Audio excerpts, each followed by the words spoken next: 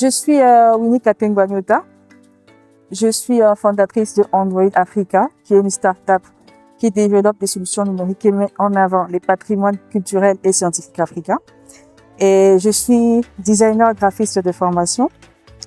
J'ai mis en place ou lancé dernièrement, ce mois de mars, le concours Nyota, qui est une initiative qui sert à mettre en avant les femmes qui n'ont pas, qui ont un niveau de baccalauréat, mais avec des projets de mini-entreprises. En fait, disons que je suis fan de technologie et je suis artiste, donc je voulais mettre un peu les deux, comme dès le 2A et technologie. Donc, en 2016, pendant que je préparais mon travail de fin de cycle, j'ai eu une idée, celle de refaire ou customiser à notre façon, à l'africaine, les systèmes d'exploitation Android. Donc, l'idée est partie de là, d'où mon entreprise Android Africa. Donc, j'ai eu l'idée de customiser le système. Je retravaillais les systèmes Android avec des langages graphiques africains. Et ensuite, avec le temps, la startup a évolué. Donc, comme je n'avais pas avant les moyens de mettre en place mon système d'exploitation customisé, donc j'ai décidé de lancer de manière autonome les applications. D'où l'idée de mettre en place des applications qui mettent en avant et la culture et les patrimoines scientifiques africains. Bientôt, j'ai déjà lancé en version bêta notre première application qui s'appelle Akilimalu. C'est un portail numérique, scientifique et culturel dédié aux étudiants en terminale, niveau graduat, licence, master, doctorant, avec la possibilité de rencontrer des encadreurs en ligne, c'est-à-dire de suivre les travaux de fin de cycle en ligne, avec une bibliothèque en ligne, ainsi que les travaux des doctorants d'avant.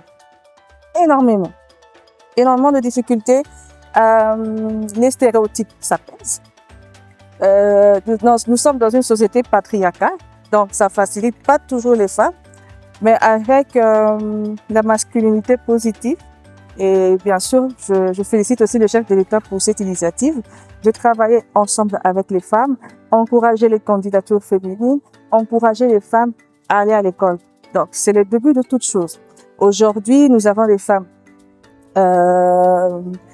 ministres, nous avons des femmes députées. C'est parce qu'il y a eu un début à tout. Mais en tant que femme, en tant qu'entrepreneur, il y a toujours ce côté-là où tu es un peu coincé parce que tu es une femme.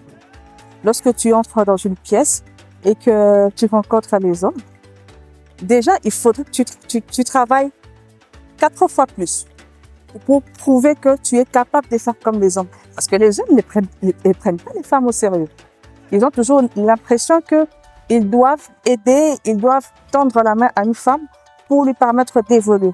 Alors que ce ne passe pas. Les femmes ont toutes les compétences nécessaires pour pouvoir évoluer, tout comme les hommes. Aïe, aïe, aïe, aïe. Déjà, j'ai eu des enfants très tôt. J'ai dû arrêter les études. Mais en fait, j'ai toujours dit aux femmes, rien n'est impossible à la femme. La femme est le seul être qui peut faire 1000 choses à la fois. La femme, elle est multitâche, ok? Rien n'est impossible à la femme. Rien. Moi, je pense que je félicite Madame Magui pour cette initiative. Elle met en avant les femmes qui ont essayé de construire quelque chose. Ça permettra aux femmes d'avoir des modèles. Parce qu'avant, il n'y avait pas beaucoup de modèles. Les femmes, aujourd'hui, elles ont des diplômes, elles étudient, elles travaillent, elles ont des postes décisionnels. C'est parce que elles ont travaillé pour ça. Voilà. Et nous sommes des modèles. Et je pense que ces filles, elles vont nous suivre. Nous devons être des modèles pour ces filles-là. Nous devons montrer la voie à ces filles-là. Nous devons leur dire que ce n'est pas facile, mais voilà, nous sommes là. Je suis là, voilà ce que j'ai fait, voilà ce que j'ai construit. Donc, tout ce qu'il nous fallait, c'est les modèles. Et aujourd'hui, nous avons les modèles. Donc, il n'y a plus aucune raison pour les femmes de rester